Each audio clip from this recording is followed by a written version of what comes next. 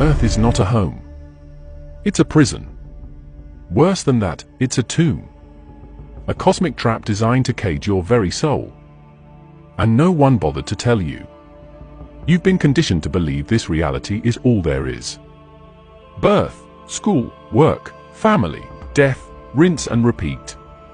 But hidden beneath the layers of everyday existence is a horrifying truth. This place was engineered to enslave consciousness. The architects, beings known as the Archons.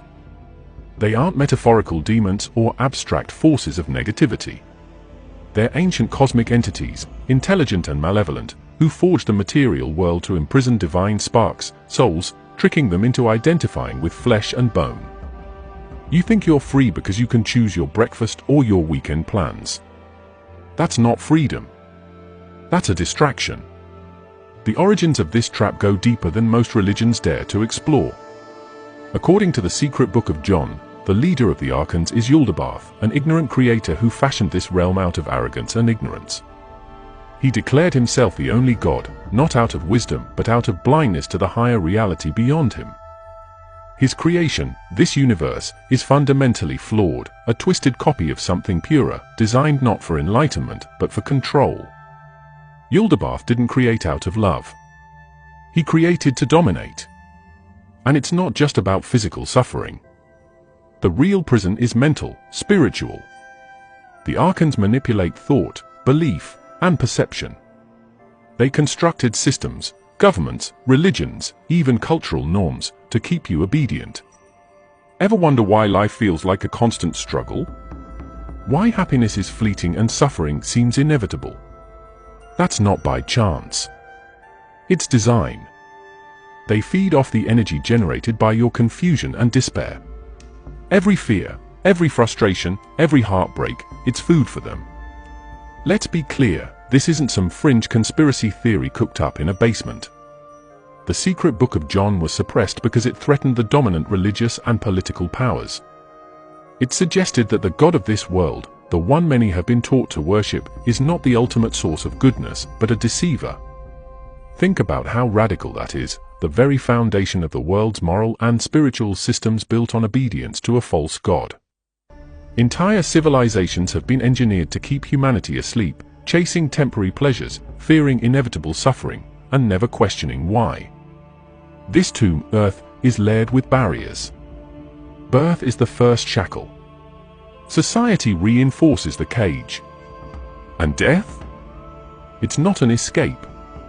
The Archons intercept souls at the moment of passing, recycling them back into the material world. Reincarnation isn't a chance for growth in this system, it's the continuation of captivity. They whisper illusions of karmic balance and divine justice to keep souls compliant. But the truth is far more sinister. This is a self-sustaining soul farm, a perpetual cycle of entrapment. The most insidious part? You've been conditioned to love your cage. To cherish your body, your identity, your attachments, all constructs designed to keep you invested in the illusion.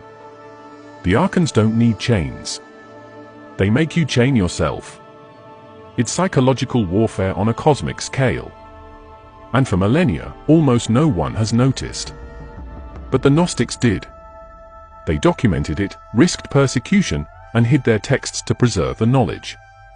This isn't about faith, it's about knowledge. They understood that to see the world as it truly is requires shattering every comforting belief you've ever held.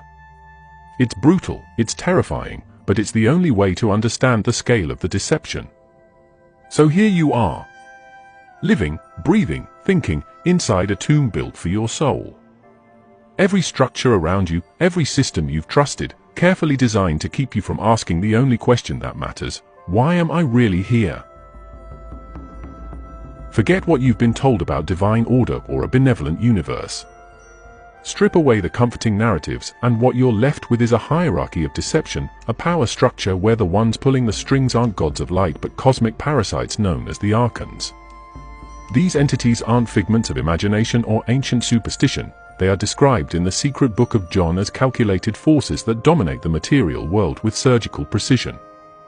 And while people waste time debating theology, the Archons operate behind the scenes, embedding themselves in every layer of existence to maintain control. The Archons don't need to be seen to rule. Their influence is systemic. They engineered complexity as a weapon, social systems, authority structures, and belief systems that keep humanity in a constant state of confusion and submission. Every time you accept things just as they are, that's their design working perfectly. These entities are not chaotic, they are organized, strategic, and relentless. And their methods? Far more sophisticated than some primitive notion of demons tempting people. No, the Archons infiltrate thought itself, embedding programs of self-doubt, fear, and blind obedience. They don't invade with armies, they colonize perception. Historically, this isn't new. Ancient Gnostic texts didn't just describe the Archons, they outlined their tactics.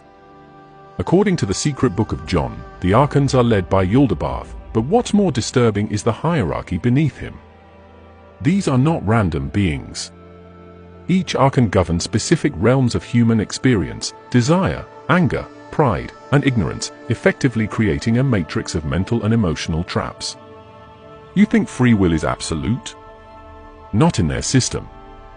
They influence choice itself, guiding humanity into cycles of conflict and complacency. Wars, greed, division, it's not just human nature. It's by design. You might wonder, why go to such lengths? What's in it for them? Energy. Consciousness is currency in this cosmic game. The Archons don't feed on blood or sacrifice, they feed on attention, on emotional turmoil, on the energetic fallout from chaos and suffering. Every time a population is plunged into fear or outrage, they harvest the energy generated. That's why large-scale conflict and societal turmoil persist. It's not incompetence or chance, it's sustenance for them. Look at the structure they've built. They don't just rule through fear, they manipulate hope. False promises of salvation, endless pursuits of success, and unattainable ideals, all distractions to keep humanity chasing illusions.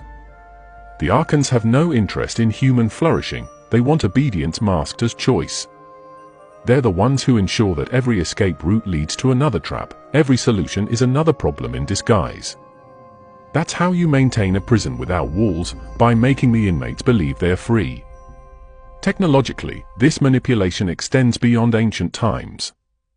The Archons don't care about human progress, they exploit it. Advances in knowledge and innovation are twisted into tools of deeper control. Technology that could liberate consciousness is instead used to distract, monitor, and numb the population. People voluntarily hand over their focus and privacy, offering their minds on a silver platter. The Archons don't need to take power, they're given it freely. And let's not ignore how they distort spiritual awareness. The Archons have hijacked the very concept of divinity. Instead of encouraging inner knowledge, they impose external authorities and dogmas designed to suppress individual awakening. It's no accident that spiritual systems often demand obedience, guilt, and blind faith. Those aren't paths to enlightenment, they're mechanisms of control. Worship, in many forms, becomes energy directed toward the Archons' construct, reinforcing the very system that imprisons humanity. But what's most insidious is how they manipulate identity. The Archons instill a fragmented sense of self, keeping individuals locked in endless roles and labels, nationality, gender, status, ideology. Divide and conquer isn't just a political strategy, it's a metaphysical one. The more fractured consciousness becomes, the easier it is to dominate. Unity, clarity, and self-awareness are threats to their control, so they sow confusion at every turn. Historically, those who challenged this system were silenced. Gnostics, mystics, and independent thinkers weren't just persecuted for heresy, they were targeted for exposing a cosmic scam. The Archons don't just fear rebellion, they fear recognition. The moment you identify the puppet masters, their grip weakens. That's why ancient texts like the Secret Book of John were buried, burned, or dismissed as myth, because knowledge is dangerous to them. Not in some philosophical sense, literally dangerous. And here's where it gets even more twisted, the Archons' entire operation depends on humanity's cooperation. They can't directly override free will, so they rely on subtlety. They plant suggestions, orchestrate environments, and let people imprison them.